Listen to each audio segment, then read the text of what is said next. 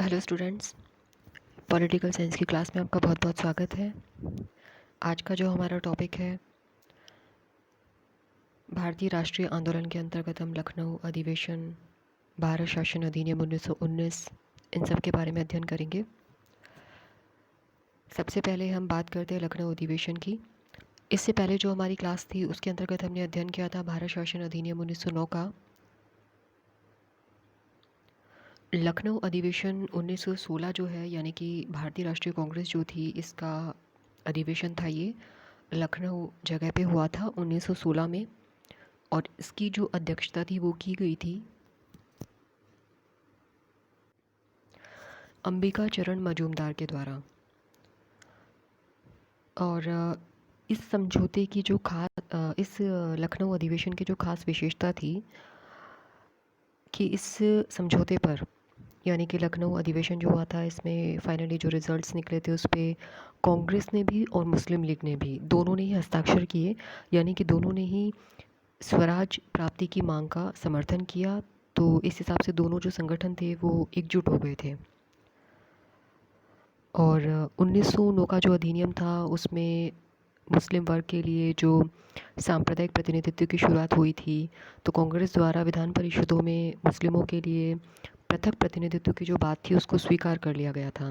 इस हिसाब से ये लखनऊ समझौता जो है ये बहुत इम्पॉर्टेंट है, और इसमें स्पेशली प्रश्न पूछा जाता है कि इसकी अध्यक्षता जो थी वो किसके द्वारा की गई थी। इसके बाद में 1917 में अधिवेशन हुआ था कलकत्ता में। दिसंबर 1917 में भारतीय राष्ट्रीय कांग्रेस का कलकत्ता में अधिवेशन हुआ था। इस अधिवेशन की जो खास बात थी वो ये थी कि यहाँ जिनको अध्यक्ष चुना गया था वो थी एनी बेसेंट, और एनी बेसेंट जो थी ये कांग्रेस की अध्यक्ष बनने वाली पहली महिला थी।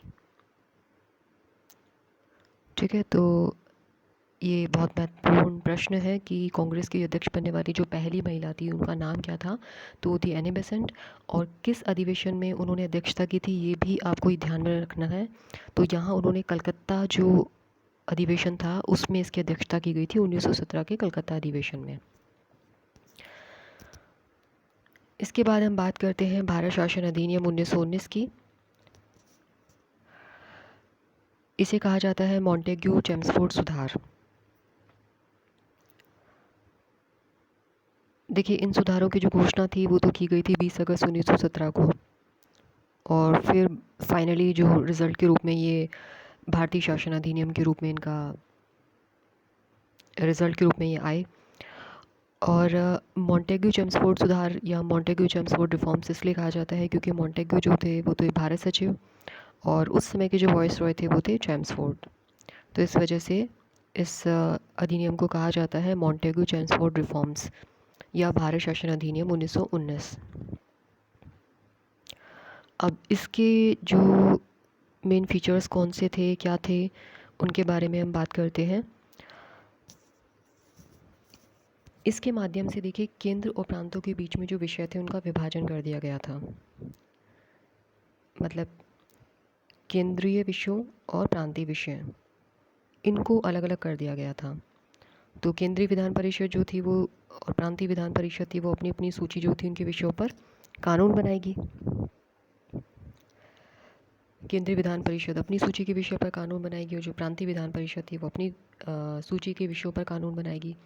तो इस प्रकार से साथ में यहाँ पे जो प्रांतीय विषय थे उनको दो भागों में विभाजित कर दिया गया। दो भाग कौन कौन से थे? एक तो है हस्तांतरित विषय और एक थे आरक्षित विषय। हस्तांतरित यानी कि ट्रांसफर्ड सब्जेक्ट्स, और आरक्षित यानी कि रिजर्व सब्जेक्ट्स। अब जो हस्तांतरित यानी कि ट्रांसफर्ड सब्जेक्ट्स थे वो इतने महत्वपूर्ण नहीं थे, जैसे कि शिक्षा है, स्वास्थ्य है, जबकि आरक्षित विषय जो थे वो बहुत महत्वपूर्ण थे। न्याय, पुलिस, फाइनेंस। अब यहाँ देखिए कि शासन किस प्रकार से हो रहा था, दोनों को सब्जेक्ट्स को अलग अलग कर दिया गया।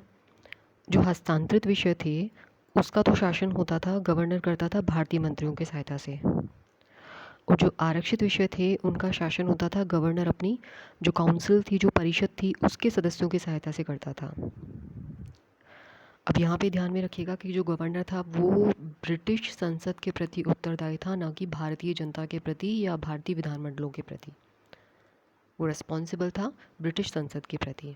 तो इस प्रकार से ये जो दो सब्जेक्ट्स थे इनको अलग अलग किया गया और अपनी अपनी जो विषय थे, जो आरक्षित विषय, हस्तांतरित विषय, उस पर अलग अलग प्रकार से शासन का प्रावधान था। जैसे कि आरक्षित विषय गवर्नर अपने काउंसिल के सदस्यों की सहायता से करेगा, और जो हस्तांतरित विषय थे उनका शासन गवर्नर भारतीय मंत्रियों की सहायता से करता था, उनकी सलाह की सहायता से। इस प्रकार से तो ये दोहरी व्यवस्था हो गई एक तरीके से। तो इस दोहरी व्यवस्था को कहा गया द्वैध शासन, डायरकी। ये बहुत महत्वपूर्ण है। इसके साथ ही देखिए कि द्विसदनीय व्यवस्था जो थी इसकी स्टार्टिंग हुई थी। अब ये द्विसदनीय व्यवस्था कैसे स्टार्ट हुई? केंद्रीय विधान परिषद जो थी उसके स्थान पर दो सदन द्विसदनीय व्यवस्था जो थी वो आ गई थी। एक तो थी राज्य परिषद यानी कि जो उच्च सदन था, और एक थी विधानसभा यानी कि जो निम्न सदन था। इस प्रकार से दो अलग अलग जो सदन थे उनकी शुरुआत हुई।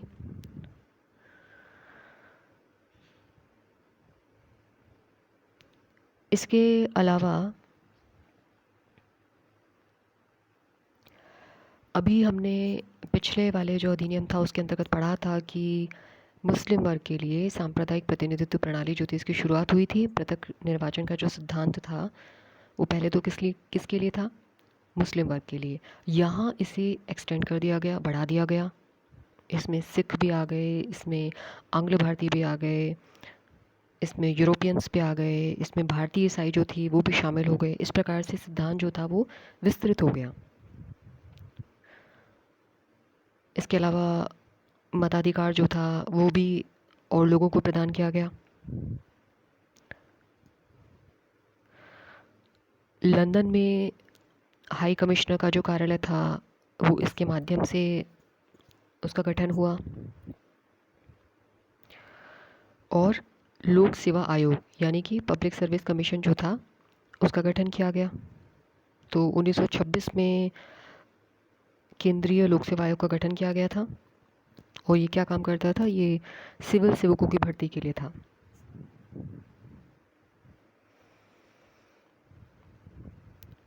तो जैसा अभी हमने डिस्कशन किया कि हाई कमिश्नर का कार्यालय जो था वो लंदन में उसका गठन किया गया, तो यानी कि एक भारतीय कमिश्नर की एक नई पोस्ट आई। फिर इसमें जो केंद्र का जो बजट था उसको राज्यों के बजट से अलग कर दिया गया।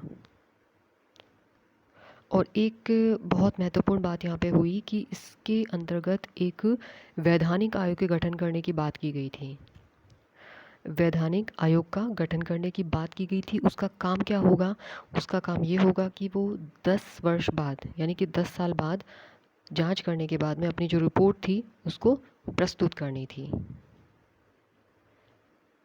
अब रिपोर्ट किस बारे में प्रस्तुत की थी? कि भारतीयों को जो सत्ता हस्तांतरण है वो किस तरीके से किया जाए, तो उसके बारे में उसको अपनी रिपोर्ट प्रस्तुत करनी थी।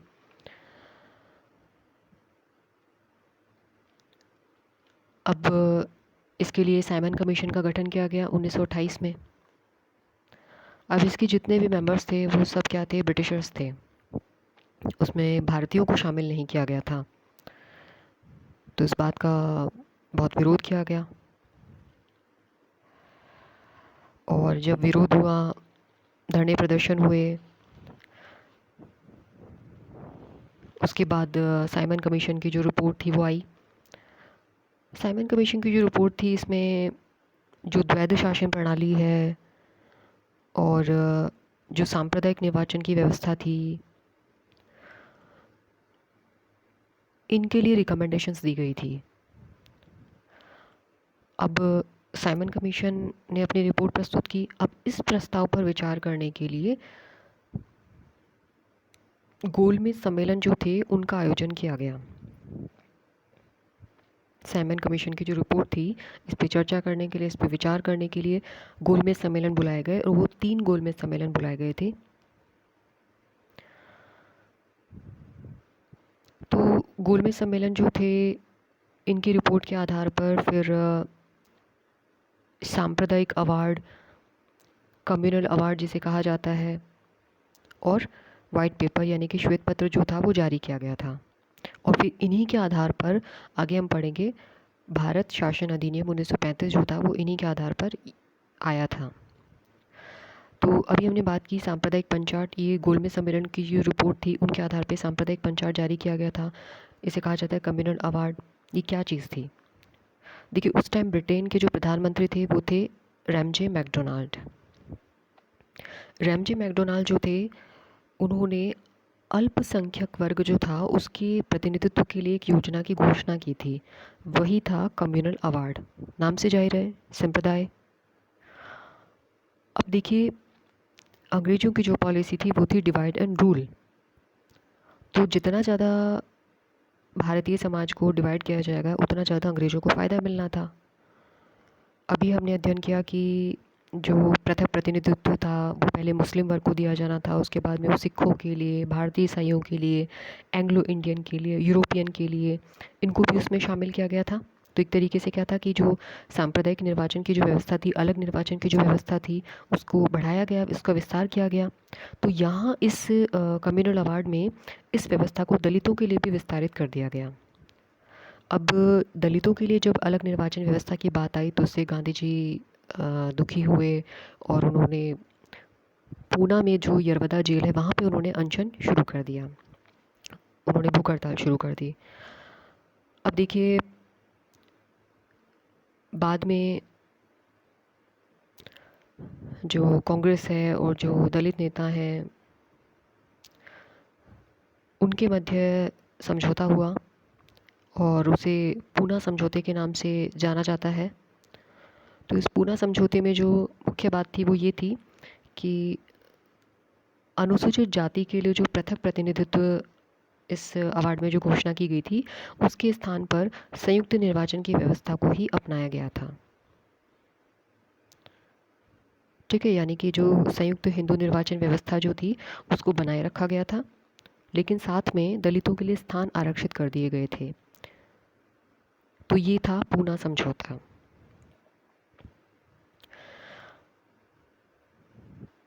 इसके बाद हम अध्ययन करेंगे भारत शासन अधिनियम 1935 का।